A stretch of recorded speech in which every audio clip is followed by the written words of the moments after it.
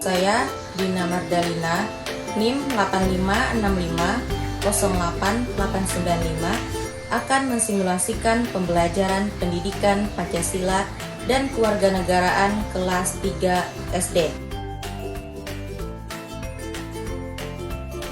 Assalamualaikum, hai anak-anak pintar, selamat pagi, gimana kabarnya? Semoga sehat semua ya.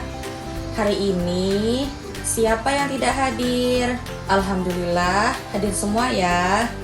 Seperti biasa, sebelum belajar, mari kita baca doa dulu. Kita kemarin sudah menyanyikan lagu Garuda Pancasila. Hari ini, mari kita sama-sama menyanyikan lagu Satu Nusa, Satu Bangsa. Yuk, kita nyanyikan sama-sama. 1, 2, 3.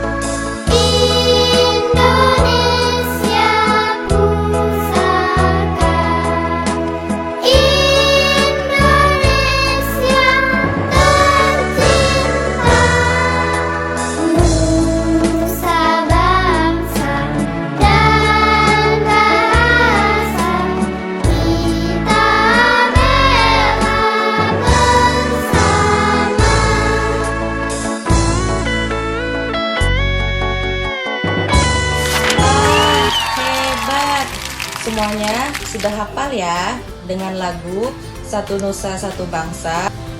Nah, Ibu mau tanya, siapa yang masih ingat kemarin kita sudah belajar tentang apa ya? Ya, betul. Kita kemarin sudah belajar tentang identitas diri. Ada yang masih ingat apa itu identitas diri? Ya, betul. Identitas diri adalah tanda pengenal. Contohnya seperti nama, tempat tinggal, tempat pekerjaan, agama. Nah, itu tadi adalah yang dimaksud dengan identitas diri. Nah, hari ini kita akan melanjutkan pembelajaran, yaitu membahas materi pendidikan Pancasila bab 2, yaitu tentang aku, patuh, aturan. Sebelum kita mulai, yuk kita lihat dulu materinya. Kita masuk ke materi yang pertama, yaitu aturan sekolahku. Sekolah adalah tempat untuk belajar dan mendapatkan ilmu pengetahuan.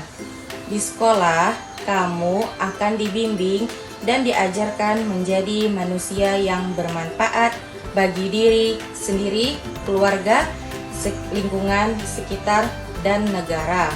Di sekolah, ada aturan yang harus kamu patuhi.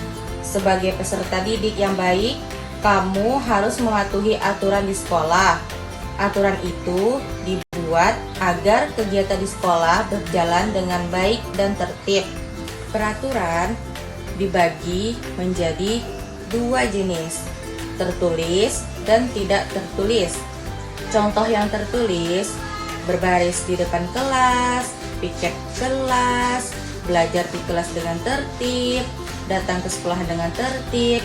Sedangkan jenis peraturan yang tidak tertulis, contohnya menghormati orang tua, tidak bersuara keras di tempat umum, mengucapkan tolong, maaf, terima kasih, permisi, dan menghargai pendapat orang lain.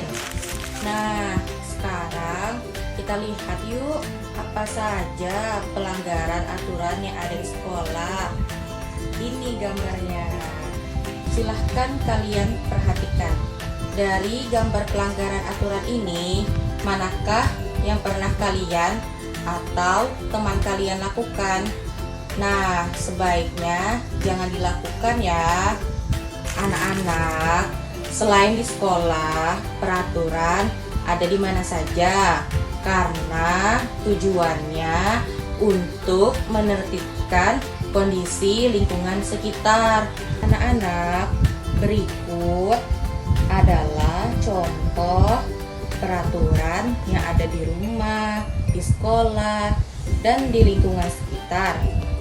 Untuk di rumah, ada membantu orang tua memasak, merapikan tempat tidur, makan bersama. Sedangkan peraturan di lingkungan sekitar ada melakukan ronda malam, menyeberang jalan di zebra cross. Nah, selebihnya adalah peraturan yang ada di sekolah, yaitu berbaris di depan kelas, piket, belajar di kelas dengan tertib, dan datang ke sekolah dengan tepat waktu. Baik anak-anak, kita masuk ke materi yang kedua, yaitu tentang kesepakatan sekolahku. Setiap sekolah memiliki aturan sendiri. Aturan tersebut memiliki sanksi atau hukuman yang dibuat berdasarkan kesepakatan warga sekolah. Berikut adalah contoh kesepakatan di kelas yang biasa dibuat di awal tahun pelajaran. Apakah kelas kalian sudah membuat kesepakatan seperti ini? Kalau sudah membuat, sangat baik sekali. Untuk ketertiban kelas, silahkan perhatikan contoh kesepakatan kelas pada gambar. Kesepakatan kelas atau peraturan kelas harus dibuat berdasarkan kesepakatan bersama. Aturan itu wajib oleh semua siswa agar suasana kelas nyaman dan damai. Orang yang melanggar kesepakatan akan mendapat sanksi. Menjalankan aturan terasa ringan jika dikerjakan dengan tulus dan ikhlas. Manfaat dari aturan kelas jadi nyaman, aman, tertib, bersih, dan rapi. Peserta didik menjadi anak yang bertanggung jawab, mandiri, dan saling menyayangi. Nah anak-anak, sekarang kita masuk ke materi yang ketiga, yaitu tentang hak dan kewajiban di rumah. Nah, anak-anak harus tahu dulu apa perbedaan hak dan kewajiban. Hak adalah sesuatu yang harus kita terima, sedangkan kewajiban adalah sesuatu yang harus kita lakukan. Hak dan kewajiban harus dilakukan dengan seimbang. Kita boleh meminta hak jika kewajiban sudah kita lakukan dengan baik. Berikut adalah hak anak di rumah, yaitu yang harus kalian dapatkan dari orang tua kalian.